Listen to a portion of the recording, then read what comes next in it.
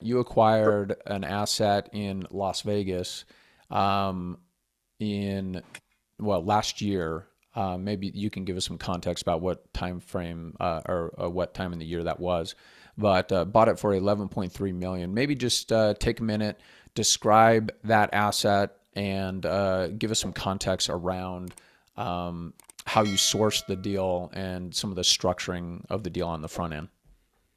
Yeah, so this property in Las Vegas, Nevada, storage facility, it was mom and pop owned, which we generally, I mean, really very specifically, we're almost solely buying mom and pop properties. This property was, as I recall, it was listed with a broker, but not widely distributed. It's pretty limited distribution. He called us. I think there were two properties in the package. We peeled the one that we wanted off, which was this one, and the seller broke them apart. So we were able to buy this property. It's not in Summerlin. If you're familiar with Las Vegas, on the west side is Summerlin, which, if you ever make it on Jeopardy, was the first master plan community in the United States, designed by Howard Hughes. Unbelievably, just unbelievable guy. But it's a really, if any of us watching, if you've never been to Vegas, if you chose to move to Vegas, you probably want to live in Summerlin. And maybe second to Summerlin is Henderson. But Summerlin's a really nice pocket on the western edge of Las Vegas. This property is just outside of Summerlin. And it's on Tropicana Boulevard, which, if you've ever been to Vegas, you probably know, it connects with the Strip. So major thoroughfare, well located, very dense and growing, densifying area. Out front of the property, so we acquired it for around 11.3 million.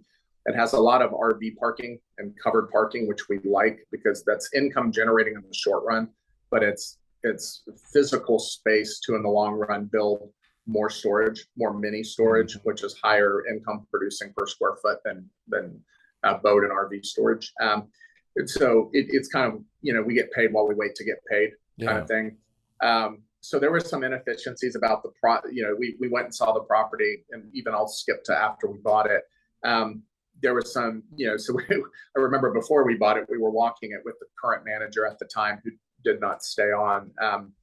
There were panels that were dented by the back door. We were going in, and there's a giant panel that was dented. And I'll say real quick, our brand standard is Disneyland clean. And that's a stated brand standard. So one thing you will notice at all of our properties, spotless. When you go into storage, there's always a cart right by the door. We don't make you go look for carts or pay for carts.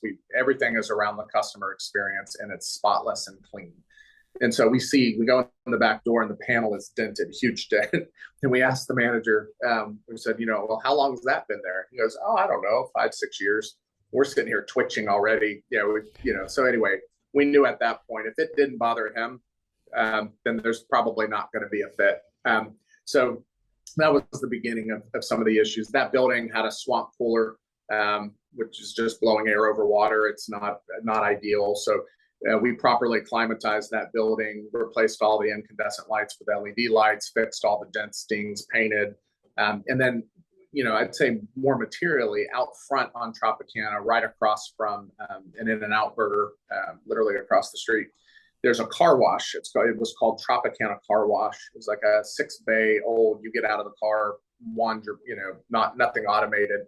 And so part of our thought was we could buy that facility. It's main street frontage right on Tropicana, tear down the car wash and build a 3-story, 30 to 40,000 square foot building to give an older facility the appearance of brand new, to approximately 50,000 cars a day for visibility, plus the height of 3 stories. It was a single story at that point. So we bought it for 11.3. We have grown the income since purchasing it. It recently appraised for around 16 million.